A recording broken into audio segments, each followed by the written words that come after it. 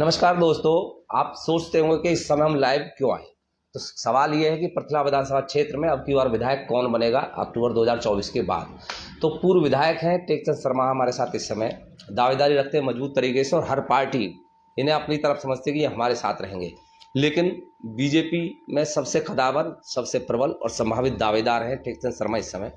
इनके कार्यकाल की बात करूं, मैंने पहले भी आपको बताया था, लगभग 2500 करोड़ के आसपास इन्होंने काम अपने कार्यकाल में कराए, बीजेपी सरकार में ना रहते हुए भी, क्योंकि विधायक किसी अन्य पार्टी के थे। अब इनसे सीधे चर्चा करेंगे। विधायक जी, अब की बार आपसे सवाल ये है कि जनता आपको क्यों चुने, पहला सवाल तो ये, और कौन सी पार्टी आपको चुने। देखिए, जनता चुनने की बात नहीं है। मैं एक चीज कह रहा हूं कि अब तक यहाँ 3 विधायक रहे जी। 2009 से 14 कांग्रेस के विधायक थे, 14 से 19 मैं था, और 19 से 24 आज जो विधायक हैं। चुनाव का ये लास्ट चौथा चरण है। चौथा चरण कैसे कि डीलिमिटेशन 2026 के अंदर आ जानी है। पृथले विधानसभा क्षेत्र के नाम से ये मतलब जो ना लास्ट चुनाव होगा जी। 3 विधायक रह चुके, तीनों के कार्यकाल में जी जो काम हुए हैं भाई, कांग्रेस वाले अपने कहते तो बहुत हैं, वो मैंने देखता रहता हूं कई बार, छोटी मोटी विकास किया, विकास पुरुष, मतलब विकास क्या किया जी, बताएं तो सही। वो उन साथियों से मैं पूछना चाहता हूं कि उन्होंने जिस तरीके से काम किए हैं, मैंने एक अभी आपको, मैं आपको अपने कैमरे में दिखाई है, ये एक पर्चा इलाके के अंदर दिया है, और इसमें जो काम मैंने कराए थे वो सभी कार्य इसमें लिखे हुए हैं। इसी तरीके से मैं आज के विधायक से पूछना चाहता हूं। एक सवाल बीच में, और जो सारे लिखे हुए हैं, कहीं ऐसा तो नहीं कि उस समय की घोषणा हुई हो, काम नहीं हुआ हो। ऐसा कोई काम नहीं है इसमें जी जो उस समय की घोषणा हुई हो। ये हो सकता है कि वो काम कंप्लीट 19 में खत्म हुआ है, 20 में खत्म हुआ हो। बाकी मेरे टाइम में जो काम थे मैंने सारे स्टार्ट कराए, 90% उसमें से खत्म भी हुए। अब नर्सिंग डिग्री कॉलेज दयालपुर को हम कहें, बना हुआ पड़ा है 4 साल से। आज अगर विधायक नहीं चला पाया तो उसका मेरा कसूर थोड़ी है। मैंने 38 करोड़ रुपए सरकार का लगवाया था।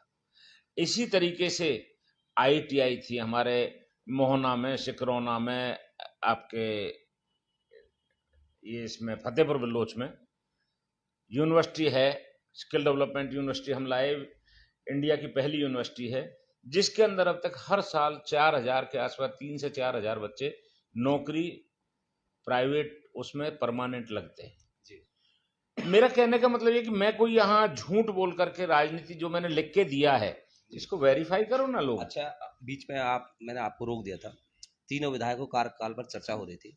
आपने तीन विधायक के कार्यकाल आपने देखे, आप बेहतर क्यों हैं ये बात थी, तो आपने कांग्रेस से शुरुआत की, बीच में रोक दिया गया था, तो दोबारा से उस बात को बताएं आप।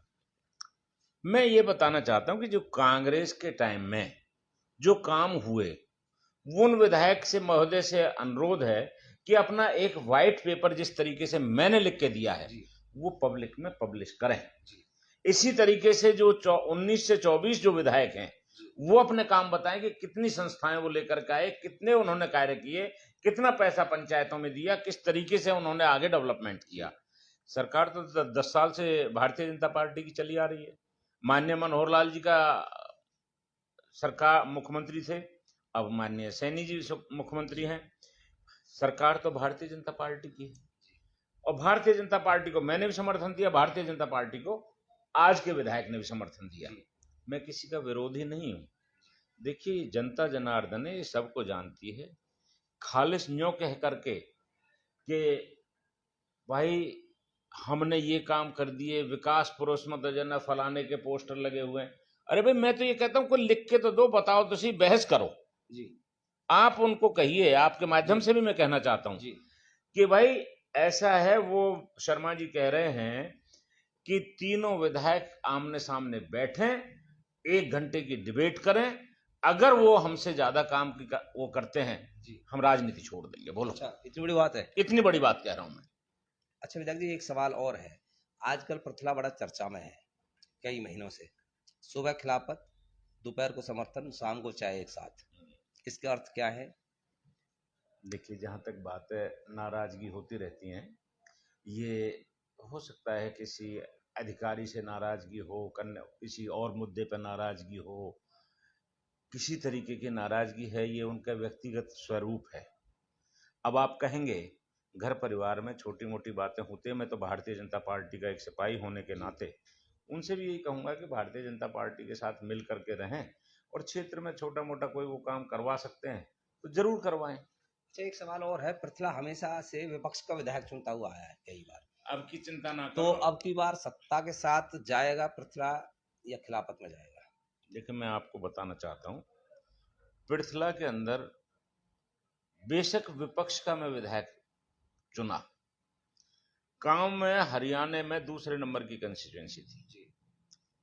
अब की तो अब वाले जाने, मैं उनके बारे में बार बार कहूं तो ये अच्छा नहीं लगता।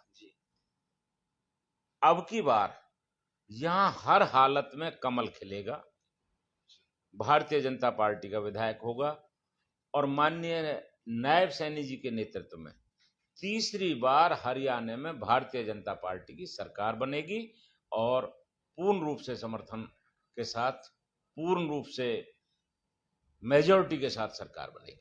मतलब अब की बार भाजपा को कमल खिला करके देंगे आप? भारतीय जनता पार्टी का कमल तो खिलना ही चाहिए।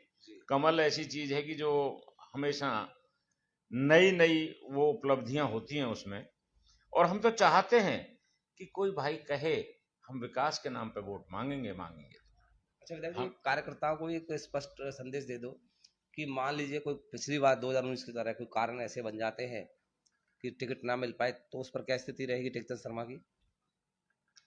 विनोद जी, जी बड़ा विचित्र सा सवाल है। जी मैंने 2014 में मैं विधानसभा का चुनाव जी लड़ा, और मैं बहुजन समाज पार्टी से जीता। जी सर। पहले दिन से मैंने भारतीय जनता पार्टी को समर्थन दिया। हमको पिछली बार चुनाव के लिए उन्होंने कहा था, हमने 3 महीने पहले रिजाइन कर दिया था।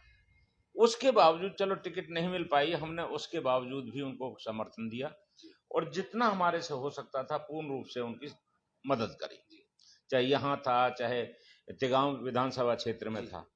अब की बार हमने उनसे कहा कि आप सर्वे पे टिकट दीजिए, और सर्वे में अगर हमारा माइनस आता है तब तो अलग बात है। सर्वे में अगर हम पूर्ण रूप से ठीक बैठते हैं और हमारा मजबूती अच्छी नजर आती है, उसके बावजूद भी आपने एक क्वेश्चन किया कि टिकट ना दें, तो मेरे हाथ में नहीं है।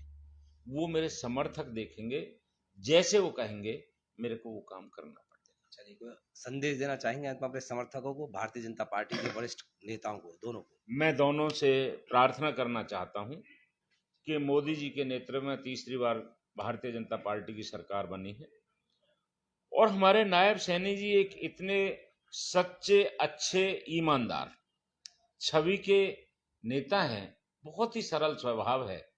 किसान हो, मजदूर हो, नौकरी पेशा वाले हों, नेतागण हों, सबको साथ लेकर के उनके चलने की नीयत है। भाई, तीसरी बार दमखम के साथ क्लियर मेजॉरिटी की भारतीय जनता पार्टी की हरियाणा में सरकार बनेगी, और लोगों का विश्वास, लोगों का उत्साह, लोगों का जोश ये बताता है कि नायब सैनी जी तीसरी बार मुख्यमंत्री बनेंगे।